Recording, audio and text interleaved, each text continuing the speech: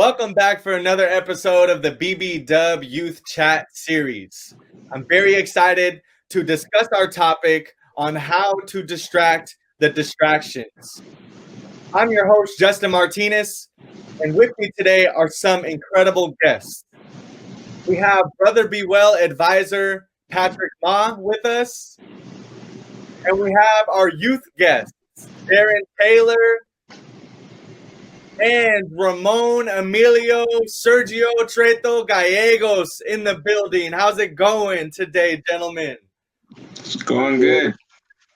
I'm very glad to hear that. Thank you for joining us today. Let's jump right into it. Today's topic was a little difficult for me when I thought about it. How to distract the distractions. You know, I tried to think of some notes and things that would come to me, but it was a little difficult, I must say. But I guess I will start with, what are some distractions that we are facing in today's world? You know, there's been countless distractions throughout this year, 2020. You know, media, news,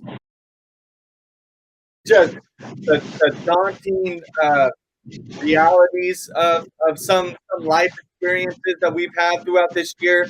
I want to hear some of your insight on what are some distractions that you're facing currently in your life.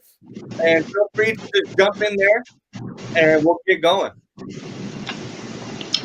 I guess I'll go first. Some distractions I tend to face is with just technology. It kind of gets me unfocused at times with tasks I have to get done, people, friends. It tends to divert my attention away from jobs I should be doing and rather focusing on more on having fun than rather getting that job done. Yeah, that's definitely difficult. Sometimes we got to be responsible and know when to just buckle down and put our nose to the grindstone and get our work done. Yeah, there's a lot of distractions, like he was saying. Friends, you just want to go out there and hang out, but you have a lot of other things that you could be doing to help yourself. And so those just distracting you from the big goal, the big picture, and reaching your end goal.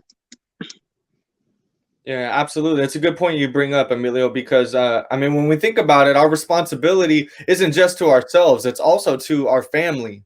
You know, what's good for us is also what's good for them. So if we're staying responsible and getting our work done, we're doing everyone a service and everyone a favor, including our community. I agree, Justin. And this year has been definitely difficult, especially for someone like myself who is a healthcare provider.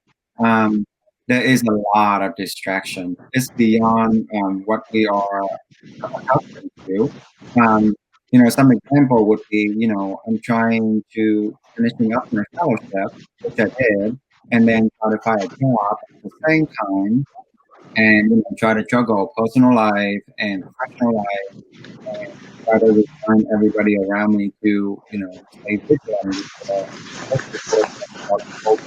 So definitely there has been a lot of distraction, and studies have been done that we are, as humans, are not designed to multitask.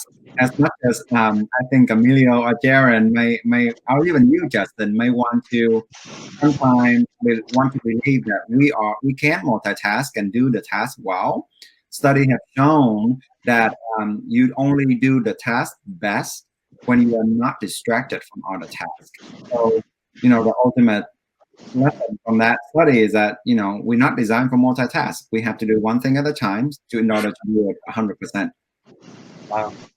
Yeah, you just took a lot of pressure off me, Patrick, because I feel like I try to stretch myself through 10 different things, try to get it all done, and I'm only giving myself 10% to each of those 10 things. And I need to learn how to just focus on the task at hand, put my whole energy and my heart into it just to get it done. That way it deserves all of my focus and heart. So what are some ways that we can distract these distractions that we're talking about? It was difficult for me to kind of figure this out, but I would love to just have a conversation with you about it. Yeah, absolutely. I'm sure Jaren and Emilio may have some insight too, since they're a lot younger than we are. Believe it or not, when you get a little bit more older, your attention span actually decrease. It doesn't increase, because you have more things on your mind. And that's just from my personal observations and what I've seen in my patients. But I think something that I can offer to everyone is the power of prioritizations. I could never say that word. It's prioritizations. So you have to realize of the 10 tasks that you have to do, which one is the most important, and in order from 1 to 10, and do those tasks first.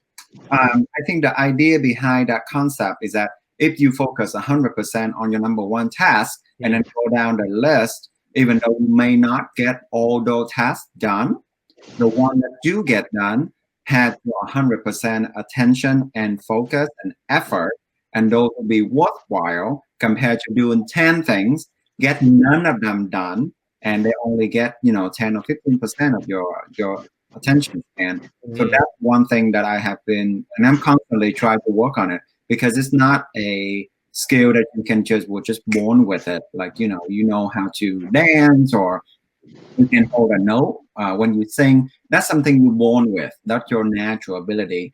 The ability to prioritize your task is an acquired skill, and it's a practice we have to continue to work on over time. Thank you, Patrick.